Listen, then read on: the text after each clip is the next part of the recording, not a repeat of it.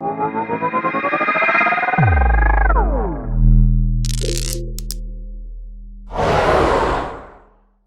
to continue what we're throwing down, actually before we continue, I just want to let you guys know some of the stuff that's coming up later on today, just so you know. Some things you need to RSVP for, and some things you do not. So today, we have the BlockDown boat party. That's from 3:30 p.m. to 6:30 p.m. We also have happy hour from 4 till 5. And then we have a couple of workshops. So there's a workshop between 3 and 5. I think the workshops are downstairs. So yeah, get involved, explore, and have some fun. So without further ado, our next panel are going to explore the subject matter of the evolution from this point with NFTs. Obviously, PFPs have taken the world by storm. But NFT technology and what's next for brands, businesses, and personal use cases is up to be explored. So please welcome our panelists and moderator to the stage.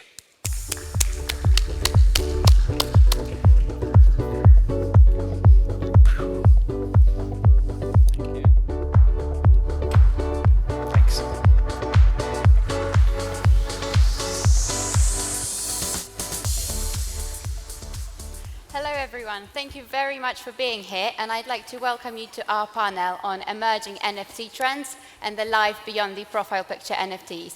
I would like you to give a very warm welcome to our panelists. So we've got Adi from Ripple. Woo! We've got Ori from NFT Trade. And our sponsor, Dylan from NFT3. So I'm going to get you guys to introduce yourselves, if you don't mind. Go ahead, Adi. All right, awesome. I think I have the pleasure of going first. Hi, everyone. I'm Adi. I work at Ripple. I've been working at Ripple for about 2 years now. I work in the institutional markets team, where I cover a broad range of initiatives surrounding liquidity, market adoption, and risk management. Prior to joining Ripple, I had a background in traditional finance, mostly in the FX space, but made the jump over to crypto. Ripple, generally speaking, is an enterprise blockchain company that tries to solve real-world problems using blockchain technology. It uses the XRP ledger, a public, decentralized blockchain that has a lot of benefits of operating on it in some of its products. So it's fast, it's scalable, it's low cost. And recently there's a new NFT standard called the XLS20 standard that is in testnet and has moved to voting for to move into the mainnet. Great. My name is Dylan Dudney, and I am one of 2 general partners at 1Bit Group, which is a VC and incubator. We've done several projects now. 2 of which I lead personally, which are Kylan Network and an NFT3. And yeah, I'm just really, in general, my perspective is, let's just have a future to be excited about. And I think blockchain, NFTs, metaverse, all of that are composable aspects of what that future will be. Hi, I'm Ori Levy. I'm the CEO and founder of NFT Trade. I've been in the space for about 10 years now, getting old. And really excited about this whole NFT thing. And we're going to talk here about why it's not just profile pictures. Yeah, exactly. So if we can get to our first question. So has the PFP culture slowed down the mainstream adoption of NFTs?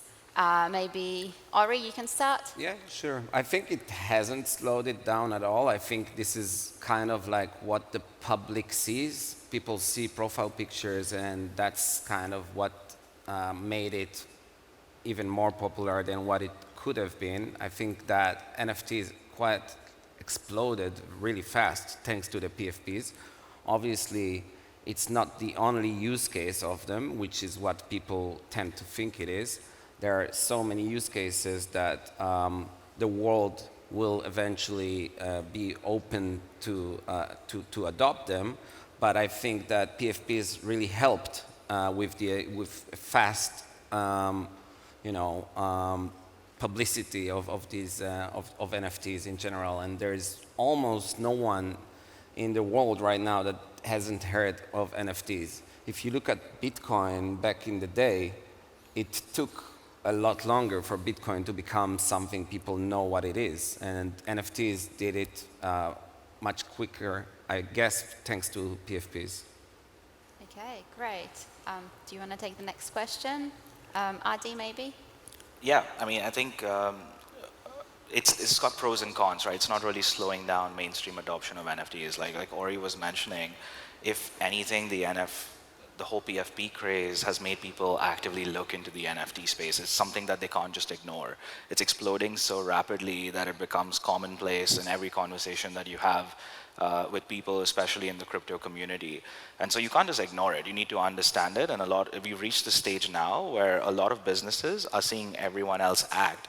And while they do so, they are forced to consider their strategy, whether they want to move into NFTs as an infrastructure provider or use NFTs within their business models.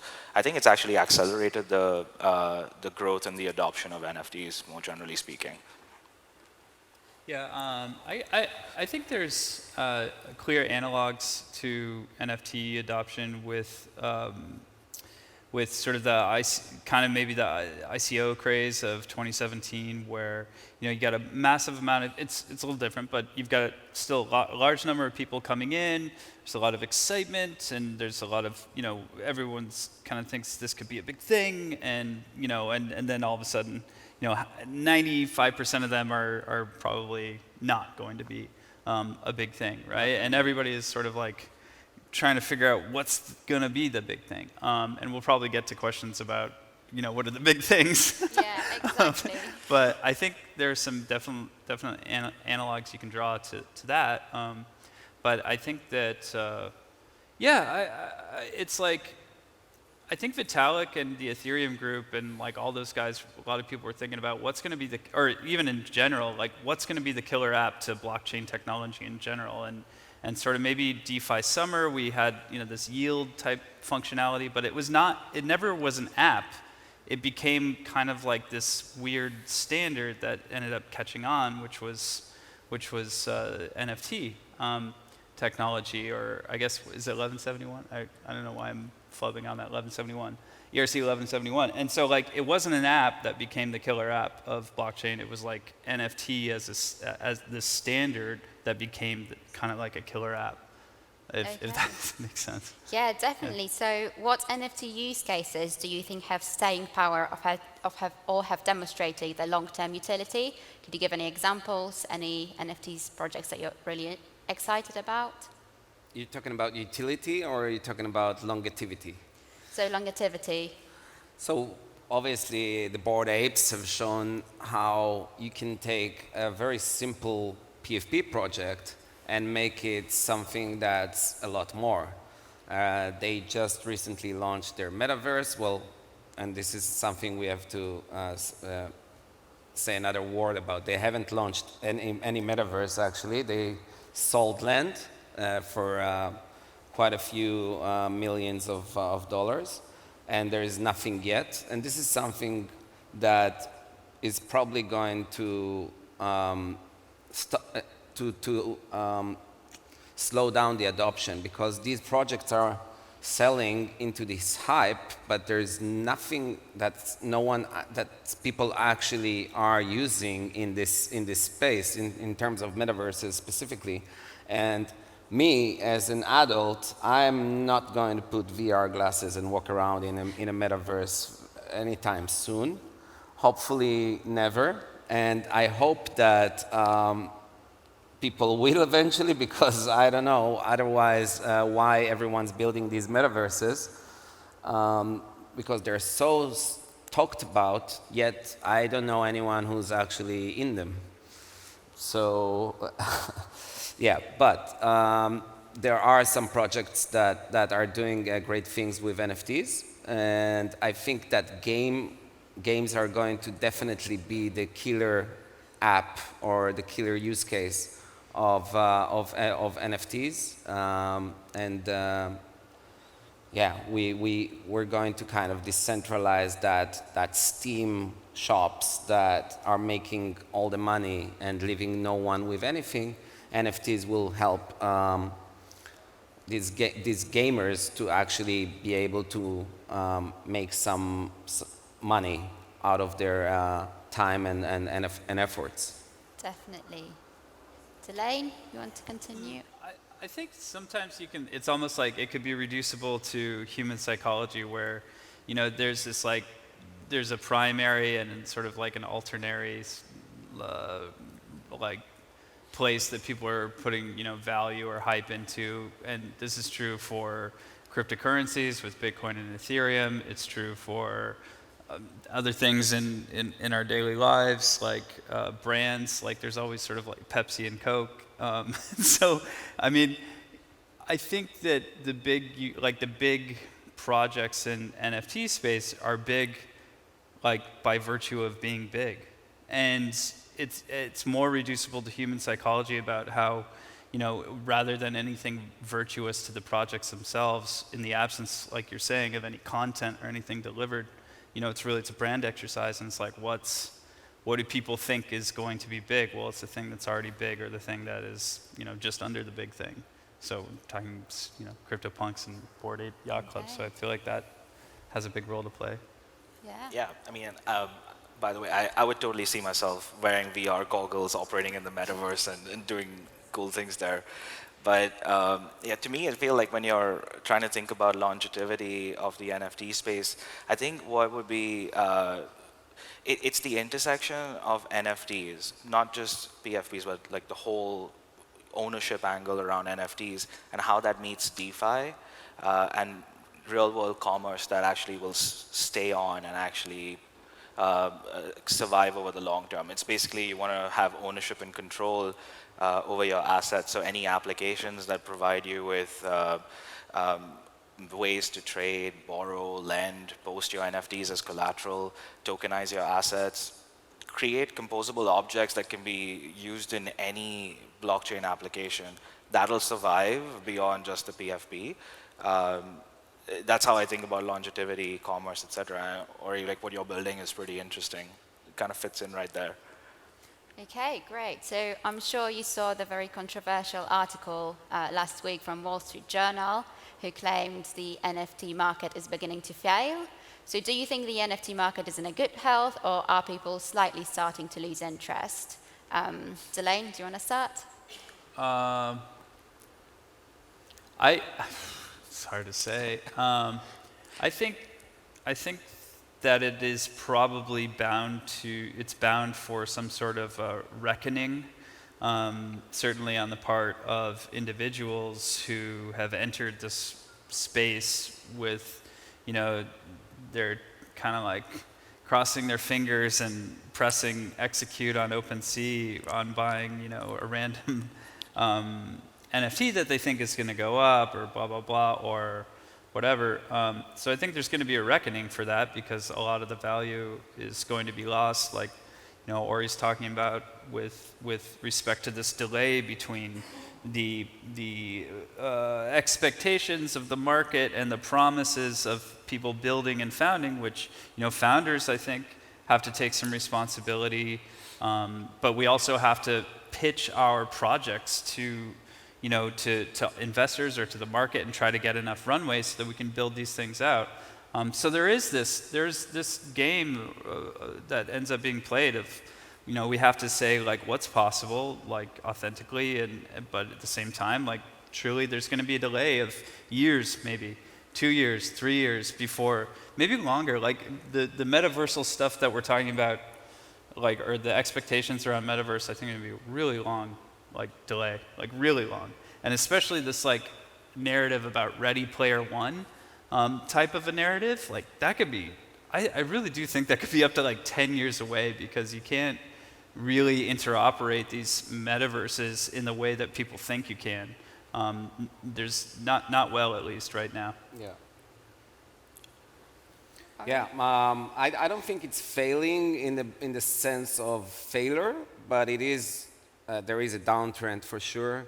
We're seeing a slowdown. I had a lot of friends that got into the NFT space thinking they're going to become rich overnight, and they ended up not becoming rich overnight and left it and are not looking at it right now. And there are lots of people like that. So I guess that the core players are still in the game, and they're still, trading and building and all these things. But the mainstream opportunity seekers are gone now, and they're going to come back when things are going to settle down. But this is similar to every bubble. There was a big bubble, and it exploded, and this is a good explosion because it's going to build back up, and we're going to see more mature and better projects coming up right now. Yeah, I mean, to me, I try to desensitize myself to any kind of price volatility, right? Being in crypto, none of us are strangers to volatility, generally speaking. Like, volatility, though, is not an indicator to me of solving a real-world problem and what's being done behind the scenes. People building infrastructure, people building projects to solve certain problems using NFT technology, that is what is super important. Having an article that talks about prices moving up and down and speculative activity moving up and down, in the broader scheme of things, 1 or 2 decades down the line, to me, that's not as meaningful as looking at and painting the other side of the coin and seeing all this development that's happening, and you can't turn a blind eye to it. On an optimistic note, I think that there may be a successive wave to this that is less like individually oriented, because I see there's still a lot of corporate and legacy interest into NFTs and into metaverses and into things like buying land, in Sandbox or and et cetera, et cetera. So there may be this like nice little bridge waving of, bridge waving. I don't even think that's a real phrase. It's sort of like a wave during this bridge, a little wave of optimism as we see, I think there's still a lot of interest from the corporate side of things to enter into here. I've had inquiries that are, or I've hooked up partners with inquiries where, these are like recognizable, like, suit and tie names that are like, hey, like these guys got some land in the metaverse and we should too, right? Yeah. So I think publicized I think JP Morgan has some land in the metaverse. They built a bank there, Yeah. So we're going to see, I think, that will still continue. I really think that will still continue. And that may have some renewed vigor as even though the individual thing is going to wane down. Yeah. Okay, great. So I wanted to ask you on that note, what gaps are there in the NFT space? Do you see any projects filling these gaps, and what projects are you watching currently? You can start, Delane. Yeah, go for it. I don't want to take it. No, it was like looking around like, no, all good. In terms of gaps in the NFT space, I mean, I think of it as gaps or problems that many projects are trying to solve. I feel we have a long way to go until NFTs are adopted in mainstream. To me, the first problem is intellectual property. I don't think everyone truly understands when you own an NFT, what do you really own? Do you own the PFP? Do you own the IP surrounding the PFP? Different countries have different regulations, but from what I gather and just speaking to people is that the actual transfer of NFT, that actually governs what you really own as opposed to just the right to own that NFT itself. So you may have non-commercial rights on the PFP. So let's put it on my Instagram, my Telegram, etc. But I don't have the right to commercially use it or sell it or do something with it other than just like get rid of the NFT itself. That's the first problem or gap I see in the NFT space. And I think the next gap, more from let's put it from a consumer standpoint, is around education. I mean, look at all of us here in the room. We very naturally came in, took our phones, connected to the Wi-Fi. We knew, like, look, hey, you have to put in your username, connect to the Wi-Fi, and put in the password, and you're good to go to connect to the internet. I mean, for NFTs, it's not clear what you need to do. Do you need a wallet? Do you need keys? Do you need a MetaMask, etc.? I think that basic level of education needs to be Everyone needs to reach that basic level of education, and it'll come over time. But once we get there, then it becomes a question about interoperability. The developers building on so many chains right now. But as a user, do I care who's building on what type of chain? I just want to be able to take my asset, like you mentioned, Ori, in games, move it to another blockchain. I want to seamlessly move things around. So really, at the back end, the technology needs to catch up to be truly interoperable. That's another gap that I see. And then lastly, like bringing it all together is hardware. Like when you use your iPads, when you use your phone, it's so easy to drag and drop things, move things around, etc. If you could do that on your phone with NFTs, just drag and drop, and it's interoperable between one blockchain and another, confirms in a matter of seconds and is extremely low cost, I think that's when we've reached a point where it's ready for mass adoption. And we're getting all the building blocks in place. We're not there yet, but these are, to me, some of the bigger gaps, and lots of projects trying to solve them individually, but no one really bringing it all together yet. I'm going to shamelessly self-promote ourselves here and say that we're trying to fill that gap exactly.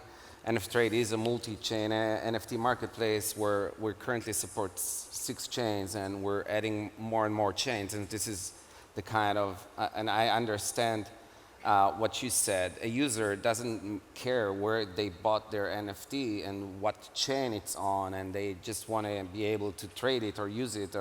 And this is something that we're trying to solve. We're trying to give users the experience of not caring where and what NFT they have, and be able to do the same things they do on if it was on the same chain.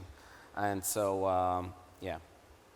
I'm so glad that you guys answered that question, because that was way better than anything I would have come up with. The only thing I would say in addition is provenance of NFTs is important to think about solving or considering. That seems to be a little bit of a gap. Like there are things you can do like mint copying essentially is a thing still in the NFT world, where you can copy the minting of an NFT on one chain onto another. So if I create an NFT on Ethereum and then I do it again on Polygon, which one is the right one, which one is the original one?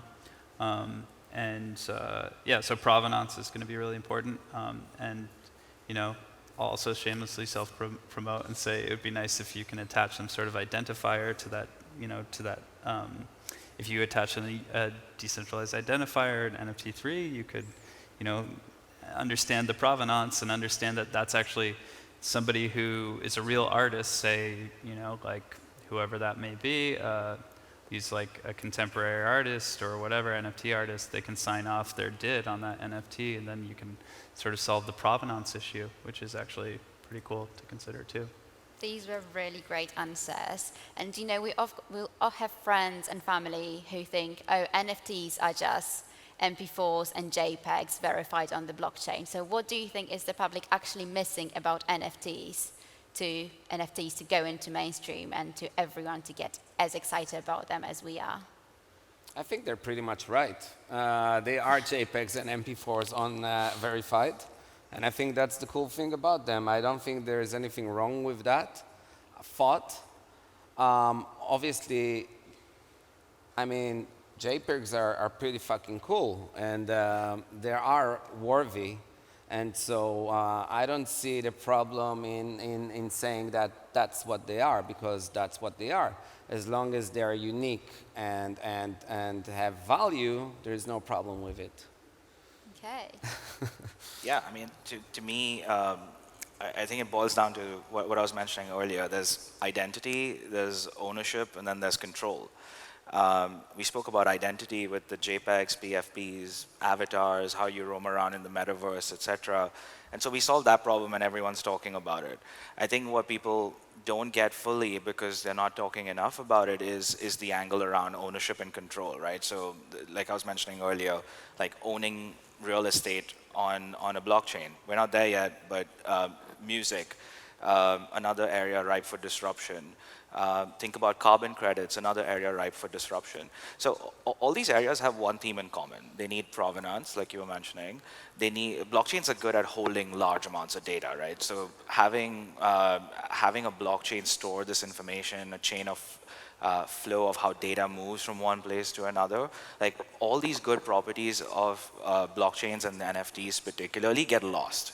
Yeah, so that's what I think a common person doesn't really get. They think of it as a Bored Ape or another form of a PFP, which they may or may not understand.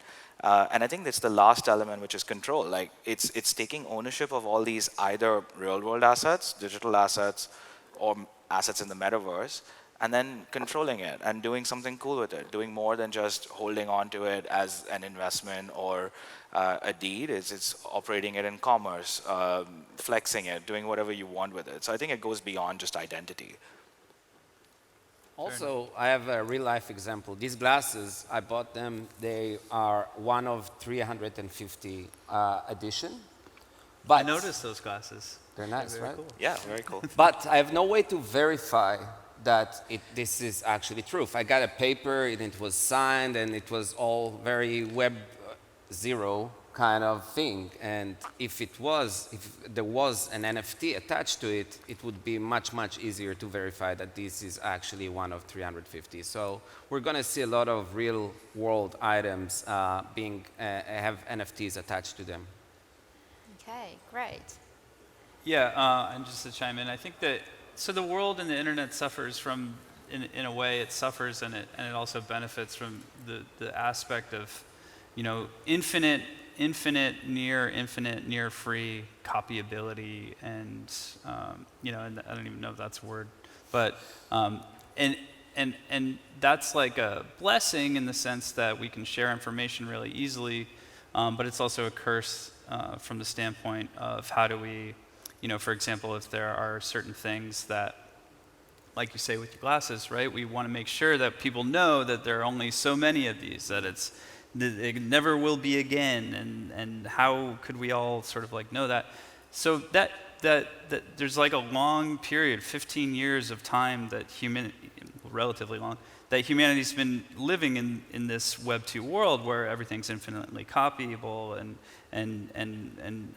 we can't really get a sense of, like these things having like just value inherent in them and they can't be copied, blah, blah, blah. And so I feel like it just so happens that PFP and the stuff is this like tidy way of utilizing that basic technology of an NFT, which is, this is just a recognition that this one thing has been created and there's only 10 of them or 100 of them, whatever, right?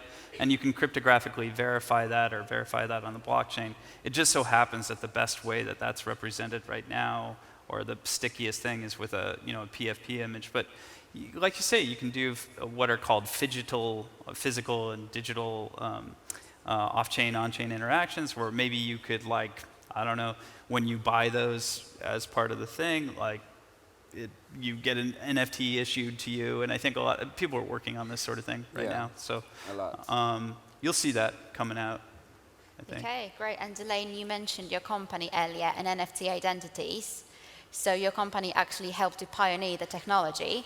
So I was thinking if you could tell a bit more about NFT identities, or meta identities, as you often call them.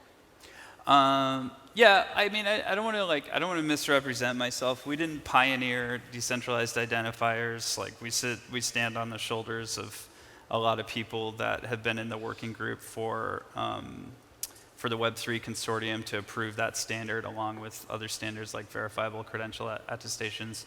The thing that we can rightly say or represent about ourselves that might be innovative is that we paired it with we paired decentralized identifiers with aspects of NFT utilities so that you could accrue reputation over time. You could start to build aspects of a Web3 identity. We're all living a life right now on the internet. Like we live a life that is on the internet and in real life, and they're synergetic and they cross-pollinate. And we will be living a life on a Web3 internet. And the difference with a Web2 to Web3 internet is that, it's like we're going to actually custody that process ourselves, or that journey ourselves, rather than it being intermediated at a platform level by, Facebook and, yeah, exactly, Amazon. Facebook gets so much shit, like these poor guys. Like, I mean, but yeah, I don't know if people old enough in the room, but like Facebook was the first thing that allowed me to like really experience social media in the way that, you know, in a full way. So I mean, it's weird now and it's kind of creepy and stuff, you know, but but like Facebook was cool for a while. Yeah. But yeah, that's meta identity is essentially just this idea that we will have a way to have an identity, a new conceptual basis for identity that will be Web3 based. Okay, great. And if you, Adi or you, Ori, do you want to add anything to that about? No, I think that's, yeah, we're all going to have our identities attached to our main wallet. We're all going to have different identities probably to be able to do stuff we don't want the whole world to know it's us. And I think that's going to be really exciting and fun. Okay, so what do you see any downsides to the anonymization and decentralization of Web3? I specifically don't see any downside to it. I'm all about decentralization and anarchism. Okay, what about you, Adi? I see a couple actually. So one, I think anonymity and decentralization creates room for bad actors. I mean, in crypto language, like rug pulls, right? We're no strangers to that as well. Hacks, lots of money gets siphoned away and you can't really do anything about it or know who has actually done it. So that's definitely one group of individuals that take advantage of decentralization or no identity. The other angle, and this is more from an institutional standpoint, to access blockchain, you need to solve problems like KYC and AML. You need to be sure that when you're transacting on a blockchain or a public blockchain specifically, that you're not transacting with someone who is what I was referring to as a bad actor or a terrorist, someone from a sanctioned zone. These are things that people are, or institutions rather, are very sensitive to. So even if it's contributing into a liquidity pool in an AMM, trading on a central limit order book, or even on some exchanges that may be centralized for that matter, if you can't verify who you're transacting with, you don't want unintended consequences to be you're providing liquidity to these bad actors. Those are a couple of things that stand out to me.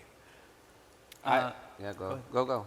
I was just going to say that I think that there's definitely downsides to decentralization and anonymity just from the from the consumer standpoint. It's like there's this change, you have to like change your mindset about it in the sense that like, okay, well, I'm not going to have, if I lose my passwords, you know, to access my online banking, like I can call the bank and they'll hold my hand and they'll give me my passwords back, right? But you know, that in that bargain, whether it's the banking example or whether it's, you know, like Web 2 example with I get free software, connect with my friends, and they sell all my metadata, like that's another one. Like, but I don't have to really worry. I don't have to go through much friction. I don't have to, you know, it's all taken care of for me. You really have to change your mindset to take part in this new world, right? And that means individual responsibility. But the on the back end of that is like so many more benefits, right? The bank's not like, is the DeFi bank taking your money? You know, is it charging you for this or that? Or, I mean, so I think you're getting, you know, you're losing a point on friction, maybe an individual responsibility, but you're gaining 5 points on, you know, the ultimate benefits that you receive. And that's how I think about that in the most general terms. I personally think that individual responsibility is a good thing as well. So I don't see, this is why I said there's no downside. Obviously, you have to be more careful and you have to be more aware of what you're doing and you have to be, to double, triple check whatever you're doing. And I think that's a good thing. It educates people to be more responsible for their actions and I find it totally positive. Yeah, I mean, you don't give your date of birth to a stranger, right? And the same way you don't give your keys to a stranger as well. So I think once you climb that level of education, I agree that level of individual responsibility is important as well.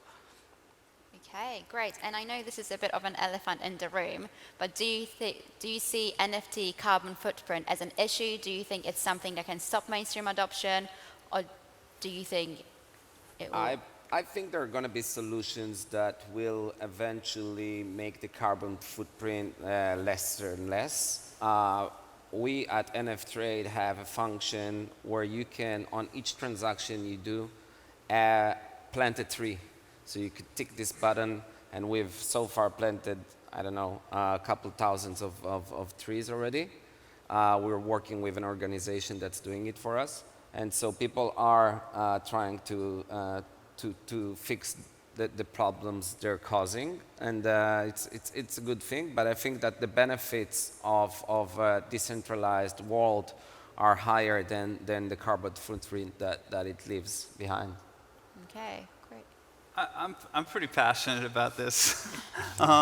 So first of all, I'm not against the environment at all. In fact, I think it's one of the most important, or environmental issues, one of the most important issues that we'll be facing our generation and our children's generations to come. But I feel like a lot of this like carbon footprint stuff is like virtue signaling.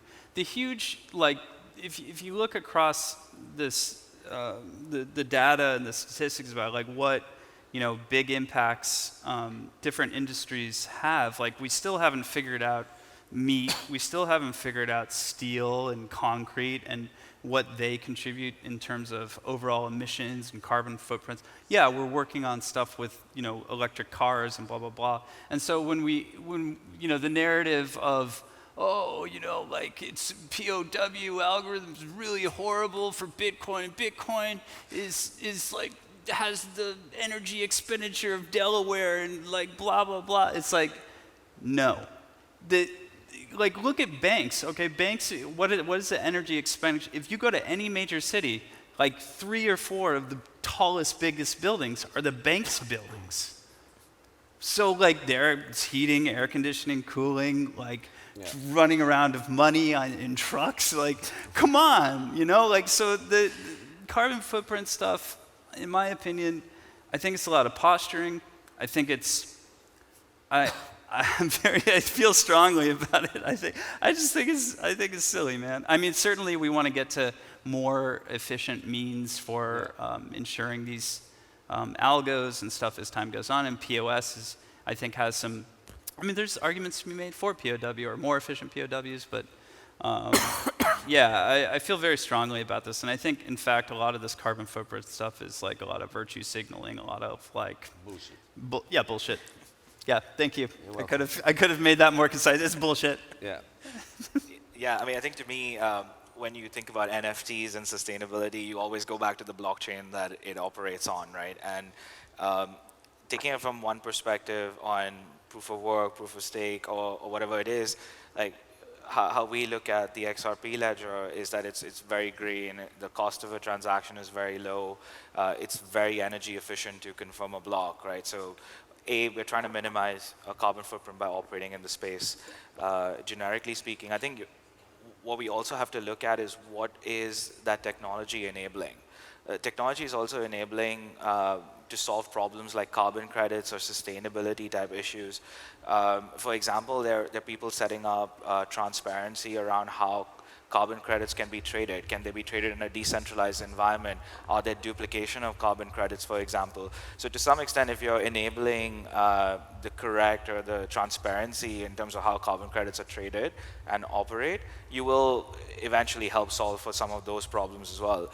I think the whole space moves towards how the traditional world has moved towards ESG or socially responsible investing, and people will start, if they're making investments, will start investing in blockchains, projects, and infrastructure that is generally more green over the long term. But you can't just look at it at one side, is it spending energy or not? You also have to see what it's enabling, and if that's enabling a more efficient greener environment, maybe that's also another perspective to consider. Okay, great. These are some very strong examples and very strong thought-provoking opinions. I think we're running out of time, so just to finish off, what's one thing that makes you excited about the NFT space today? Go ahead. For me, it's the entire building blocks and the infrastructure that's coming up that's going to enable so much more than just PFPs. Real-world assets, ownership, and control. In the super near term, like NFT gated access, I think is really, really neat to consider. It's easy to achieve, easy to implement, and everybody's already got NFTs, knows how to issue them, and blah, blah, blah. So I think that will be really neat. Yeah, if you're looking for my opinion, what's going to be the next big adoption after PFPs is definitely gaming items, in-game items as NFTs, for sure. Okay, great. Thank you so much for all your answers and amazing things that you said. I hope our audience enjoyed it as much as I did. So please give our speakers a round of applause. Thank you. Yeah, thank you for having us.